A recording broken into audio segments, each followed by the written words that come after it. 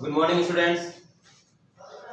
हम पढ़ रहे थे प्रश्नावली 3.4 और उसकी द्विघात समीकरण हल करने की दो विधियां हम कर चुके थे, गुणनखंड विधि और पूर्ण वर्ग विधि।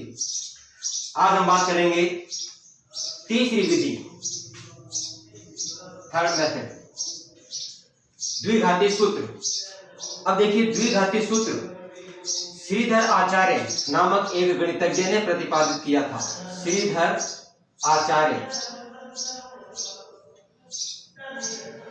इन्होंने दिया था द्विघाती सूत्र। द्विघात सूत्र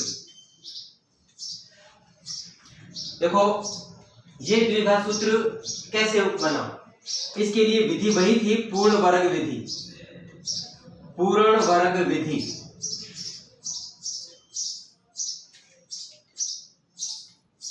व्यापक रूप ax² plus bx plus c बराबर 0 को लेकर के एक सूत्र का प्रतिपादन किया। देखो, उसमें पूर्ण वर्ग विधि में हमने पढ़ा था x² का गुणांक जो भी होता है उसी से पूरी समीकरण को विभाजित किया जाता है। तो ऐसा ही यहां हुआ था और द्विघाती सूत्र प्रतिपादित कर दिया गया था। तो हमें उस सूत्र का प्रतिपादन नहीं करना है, हमें केवल उस सूत्र को पढ़ना है, उसको समझना है। अब देखिए, इस सूत्र के अनुसार सबसे पहले हम क्या करते हैं कि इसका एक छोटा पार्ट है b² माइनस 4ac, ये आता है सूत्र में। लेकिन सबसे पहले हम इसी को ज्ञात करते हैं जिसको हम बोलते हैं विविक्त कर। ये क्या होता है? देखो, जब हम इसकी तुलना इसके मानक रूप से करेंगे तो हमें a, b और c के मान मिलेंगे। वही मान यहां रख करके और हम देखेंगे कि इसका विविक्तकार कितना आता है। इसके लिए तीन स्थितियां आती हैं। फर्स्ट, कि यदि b² माइनस 4ac बड़ा होता है 0 से, और बड़ा कब होता है 0 से? जब धनात्मक मान होता है कोई भी। तो हम ये कह सकते हैं कि b² minus 4ac is greater than 0, यानी बड़ा है 0 से। उस समय जो मूलों की प्रकृति होती है वो क्या होती है कि दो भिन्न भिन्न तथा वास्तविक मूल होते हैं। भिन्न भिन्न तथा वास्तविक मूल। दूसरी स्थिति आती है कि यदि b² माइनस 4ac 0 ही होता है, 0 के बराबर हो, तो प्रकृति में क्या आ जाएगा? दो समान तथा वास्तविक मूल, यानी भिन्न भिन्न की जगह क्या आ जाएगा? समान।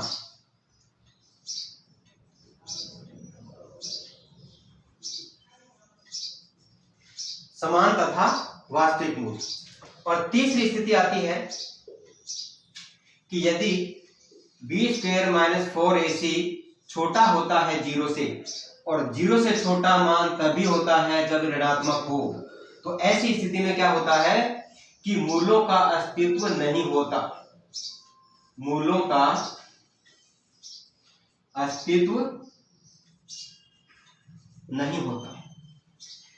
हमें क्या करना है? फर्स्ट और सेकंड, अगर ये दो स्थितियां हमें प्रश्न में मिलती हैं, तब हम इन दोनों में द्विघाती सूत्र का प्रयोग करके और आगे मूल ज्ञात करेंगे। परंतु जब ये तीसरी स्थिति आ जाती है तो यहां पर प्रश्न खत्म हो जाएगा, क्योंकि मूलों का अस्तित्व ही नहीं है। तो हम मूल कैसे ज्ञात करेंगे? यानी यहां तीसरी स्टेज पर द्विघाती सूत्र का प्रयोग नहीं होता है। अब देखिए कि द्विघाती सूत्र होता क्या है। ठीक है, कोई भी द्विघात समीकरण आई, उसकी तुलना करते हैं उसके मानक रूप से, तो हमें b² माइनस 4ac ज्ञात करने के बाद में जब हम x की वैल्यू निकालते हैं तब ये सूत्र काम में आता है।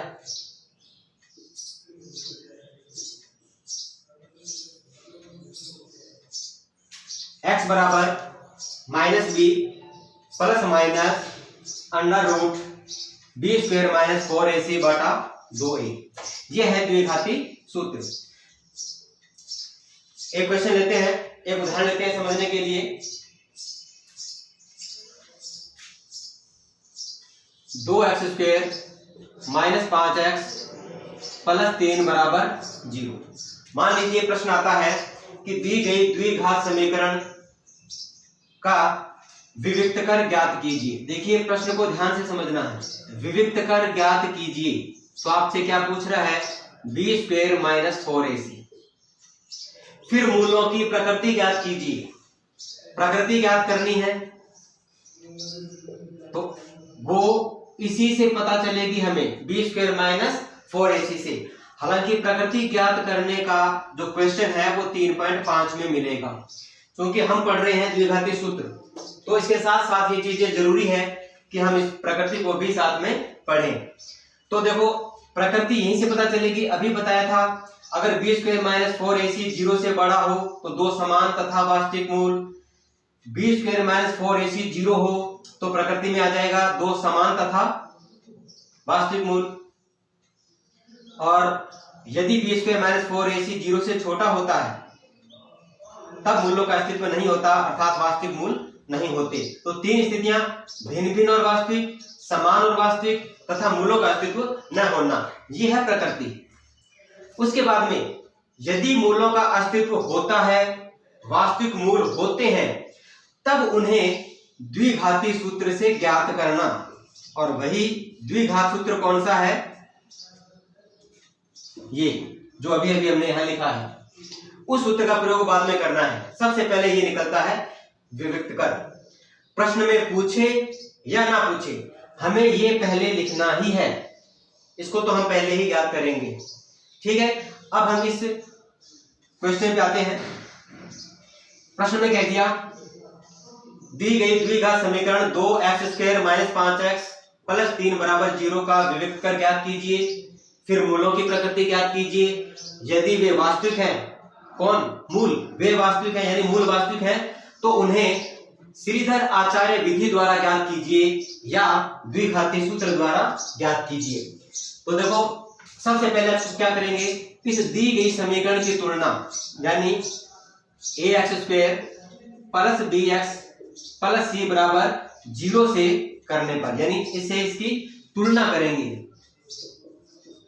तुलना करने पर, अब तुलना करने का जो कारण है सिर्फ a, b और c के मान लेना, बस, और कुछ नहीं करना। यानी इससे अगर हम तुलना करते हैं तो a का मान आता है 2, b का मान आता है -5 और c का मान है 3। सबसे पहले विविक्त कर, यानी b स्क्वायर माइनस 4ac। तो देखो b का मान -5 स्क्वायर माइनस 4 सूत्र में है इंटू a का मान है 2 इंटू c का मान 3, बी स्क्वायर माइनस 4ac। ये ध्यान रहे, इस बी स्क्वायर माइनस 4ac को कैपिटल D भी लिखा जाता है। यानी विविक्त कर की बात आती है तो हम इसको D भी बोल सकते हैं, और ये D B square minus 4ac का ही मान होता है। देखो -5 का वर्ग 25, इनका गुणनफल 4 into 2 8, 8 into 3 24, b square minus 4ac बराबर 25 माइनस 24 यानी 1। अब यही देखना है कि बी स्क्वायर माइनस 4ac का मान कितना आ रहा है? 1, और जो 1 है वो 0 से बड़ा है, तो हम कह सकते हैं क्योंकि बी स्क्वायर माइनस 4ac बड़ा है 0 से, इसका मान 1 आया था जो कि 0 से बड़ा है, और बड़ा होते ही ये तो हुआ विविक्त कर, यानी बी स्क्वायर माइनस 4ac का जो मान आया था वो कहलाता है विविक्त कर। और यही विविक्त कर बताता है मूलों की प्रकृति को। और मूलों की प्रकृति में अब क्या आएगा? दो भिन्न भिन्न तथा वास्तविक मूल होंगे। अब वो दोनों भिन्न भिन्न मूल कौन से होंगे, इसके लिए फिर हम इस द्विघाती सूत्र का प्रयोग करेंगे और x के दोनों मान निकालेंगे। ठीक है, अब देखिए जैसे यहाँ पर +1 आया, प्लस का मान आ गया तो दो भिन्न भिन्न मूल हुए। हो सकता है इस 1 की जगह 0 आ जाए, तो यहाँ बराबर का चिन्ह लग जाएगा, यानी b² - 4ac 0 है। तो फिर 0 होते ही जो मूलों की प्रकृति है वो बदल जाएगी। वहां क्या होगा, दो भिन्न भिन्न की जगह आ जाएगा दो समान तथा वास्तविक मूल है। समान मूल कब प्राप्त होते हैं, जब b² - 4ac 0 होता है। ठीक है। और ये भी हो सकता है कि यहाँ प्लस का मान न आए, 0 भी न आए, बल्कि माइनस का कोई भी मान आ गया, माइनस का 23 आ गया, माइनस में कोई भी मान आ गया, चाहे वो पूर्ण वर्ग संख्या है और ऋणात्मक है, कुछ भी आ गया, उससे हमें कोई लेना देना नहीं है। माइनस का मान आते ही मूलों की प्रकृति में क्या लिखोगे, b² - 4ac छोटा है 0 से, क्योंकि ऋणात्मक मान सदैव 0 से छोटा होता है। इसलिए प्रकृति में हम लिखेंगे दी गई द्विघात समीकरण के मूलों का अस्तित्व नहीं है। और जब मूलों का अस्तित्व नहीं होगा तो वो प्रश्न वहीं खत्म हो जाएगा, इस द्विघाती सूत्र का प्रयोग नहीं होगा। ठीक है। तो ये तो थी इसकी स्थितियां कि हमें कब द्विघाती सूत्र का प्रयोग करना है। अब हम एक क्वेश्चन लेते हैं जिसको पूरा कंप्लीट करेंगे इस सूत्र का प्रयोग करते हुए।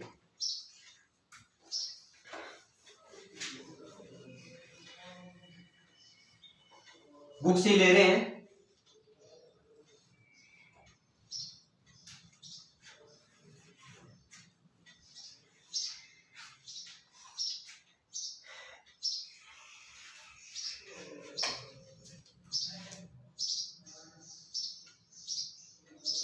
तीन 3.4 क्वेश्चन नंबर 2 से प्रश्न का चौथा भाग। देखो पहला, दूसरा, तीसरा, चौथा सारे जैसे हैं। इस प्रश्न को इसलिए लिया क्योंकि इसके अंदर कुछ मान अलग टाइप में है, अंडर रूट के अंदर है। तो अब शिकायत ये रहती है बच्चों की कि सर सिंपल सवाल समझाते हो, थोड़ा सा हार्ड भी समझाओ। तो ये एक ऐसा क्वेश्चन है जिसमें रूट की संख्याएं आ रही हैं, तो इसी को लेके करते हैं। √2x² प्लस 7x प्लस 5√2 बराबर 0। अब सवाल क्या दिया गया था क्वेश्चन नंबर 2 के अंदर कि दी गई द्विघात समीकरण को द्विघाती सूत्र का प्रयोग करते हुए हल कीजिए, यानी द्विघाती सूत्र का प्रयोग करना है इसमें। अब सबसे पहले तो हम चेक करते हैं कि इस समीकरण में मूलों का अस्तित्व है भी या नहीं। तो देखो चूंकि ax² plus bx plus c बराबर 0 से तुलना करने तुलना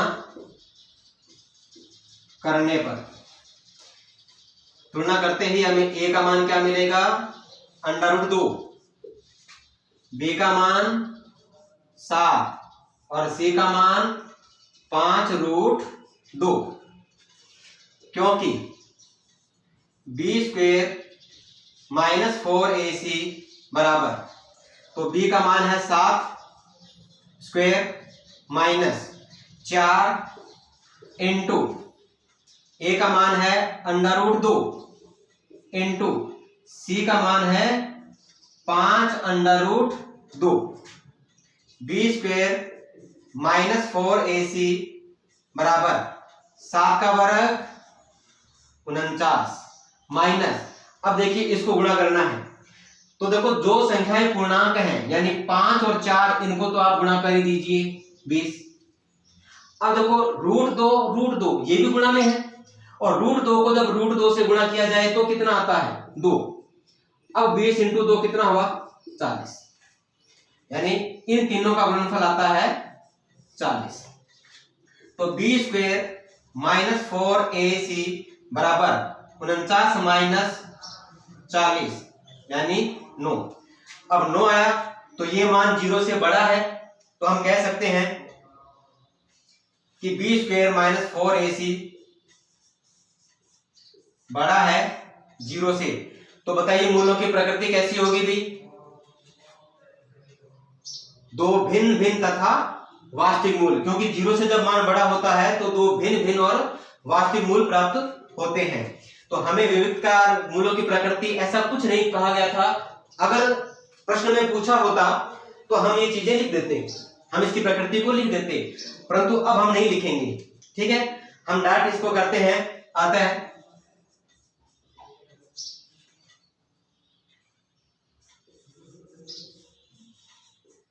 द्विघात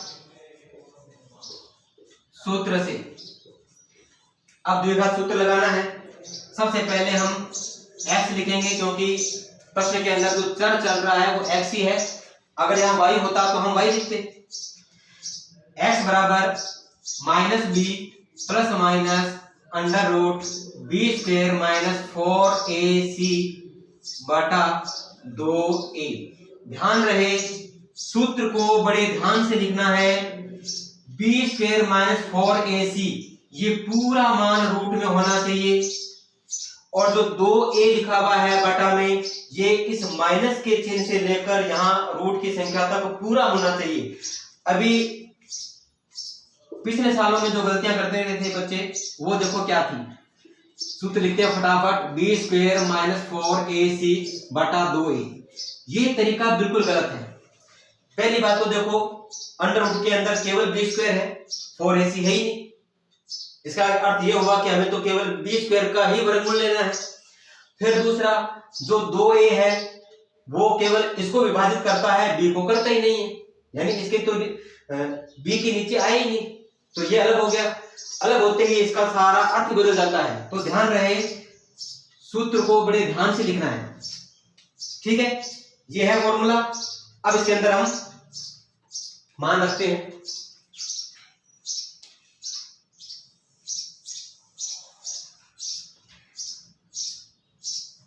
x बराबर, देखो माइनस सूत्र में है, भी लगाना पड़ेगा। b का मान देखिए कितना लिया था हमने, 7, प्लस माइनस दोनों चिन्ह, अंडर रूट में बी स्क्वायर माइनस 4ac, और ये हम निकाल चुके थे 9। बी स्क्वायर माइनस 4ac का मान कितना था, 9 बटा 2 इंटू a का मान कितना है, अंडर रूट 2, यानी 2 अंडर रूट 2। x बराबर -7 प्लस माइनस 3, 9 का वर्गमूल 3 बटा 2 अंडर रूट 2। इतना करने के बाद में अब देखो यहां बीच में प्लस और माइनस दोनों चिन्ह आए। अब यहां से दो स्थितियां बनती हैं। प्रथम स्थिति को ले रहे हैं हम, फर्स्ट, x बराबर -7 प्लस 3 बटा 2 अंडर रूट 2, यानी धनात्मक चिन्ह लेने पर लिख सकते हो, धनात्मक चिन्ह लेने पर।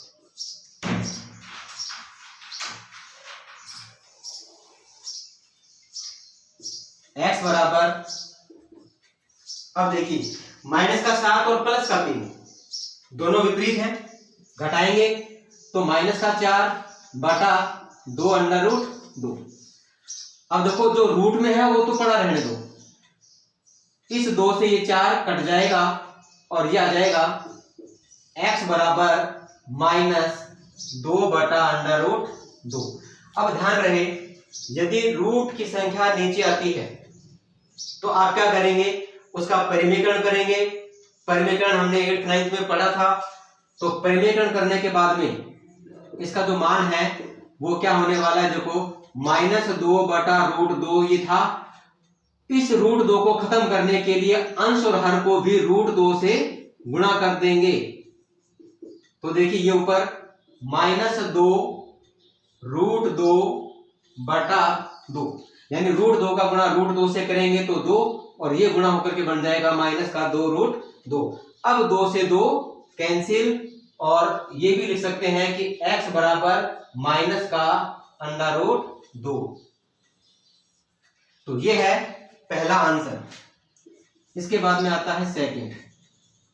दूसरा, x बराबर, देखो पहले कौन सा चिन्ह लिया था, धनात्मक, अब कौन सा लेंगे, ऋणात्मक। तो -7 -3/2 केवल यहां तो 2 निशान थे, इनमें से लेना है एक एक। पहले वाला, नीचे की संख्या, बाद की संख्या एज इट इज वैसी रहेंगी, कोई परिवर्तन नहीं होगा। आगे देखिए, यहां माइनस माइनस दोनों एक जैसे आ गए, दोनों को जोड़ देंगे, -10/2 अब 2 और 10 भी आपस में कैंसिल होते हैं, तो ये हो जाएगा x बराबर -5/√2, -5/√2। देखो इसको भी काट लो, कटता है ये 2 के पाड़े से। अब यहां भी √2 आ रहा है नीचे, इसको भी परिमेयकरण करके चेंज कर दो।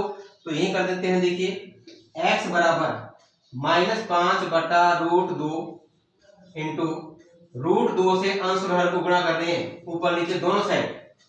तो ये हो जाएगा x बराबर -5/√2/2, ये गुणा होकर के बन जाएंगे 2। अब ये 2 और 5 कटते नहीं है, तो यही इसका आंसर आ जाएगा। तो ये है इसका दूसरा आंसर। अब देखिए, कोई भी समीकरण आती है इस तरह की द्विघात समीकरण, यदि इसको द्विघाती सूत्र से करना है तो सबसे पहले आपको ये वाली स्थिति को लेना है, यानी विविक्तर सबसे पहले निकालना है। प्रकृति पूछे तो इसके बाद में एक लाइन लिखनी पड़ेगी। अगर धनात्मक मान हो तो प्रकृति में लिख देंगे 2 भिन्न भिन्न तथा वास्तविक मूल, 0 आ जाए तो 2 समान तथा वास्तविक मूल, और माइनस में आ जाए तो मूलों का अस्तित्व नहीं है, अर्थात वास्तविक मूल नहीं है, तो उसके बाद में ये वाली सारी प्रक्रिया नहीं होगी। ठीक है, समझ में आया? मूलों की प्रकृति हालांकि 3.5 में आएगी, जहां केवल प्रकृति पूछी गई है, तो वो आगे हल नहीं करनी है, केवल प्रकृति ही बतानी है। लेकिन कई बार क्या होता है कि क्वेश्चन मिक्स होकर के आता है, प्रकृति ज्ञात कीजिए, विविक्तर ज्ञात कीजिए, अस्तित्व है तो उन्हें ज्ञात कीजिए। तो यहां पर हमने क्या किया, b² - 4ac निकाला, जिसको हम d भी बोलते हैं, द्विघाती सूत्र का प्रयोग किया, क्योंकि धनात्मक मान आया था। दोनों स्थितियों के अंदर, यानी यहाँ प्लस और माइनस दोनों चिन्ह लेने के बाद में 2 आंसर हमारे पास आए। एक तो आया था माइनस में √2, और दूसरा आ रहा है माइनस का 5/2/2। तो ये है 2 मूल। तो इसके बाद में एक लाइन आप लिख सकते हैं, अतः दोनों मूल -√2 तथा -5/2/2 है। ठीक है, समझ में आया? अभी 1-2 क्वेश्चन और करेंगे, बहुत ही मोस्ट चैप्टर चल रहा है ये 3.4, इसमें आगे और आ रहे हैं जहां हमें समीकरण इस तरह से दी नहीं है, बल्कि सवाल को पढ़ के उसकी कंडीशन को ध्यान में रखते हुए हमें खुद को वो समीकरण बनानी है और फिर इसी तरीके से हल करनी है, जो परीक्षा की दृष्टि से बहुत ही मोस्ट क्वेश्चन है वो। ठीक है, तो आप इसी तरह के प्रश्नों का अभ्यास करें। बाकी अगले सवालों के लिए हम नेक्स्ट क्लास में बात करेंगे। धन्यवाद।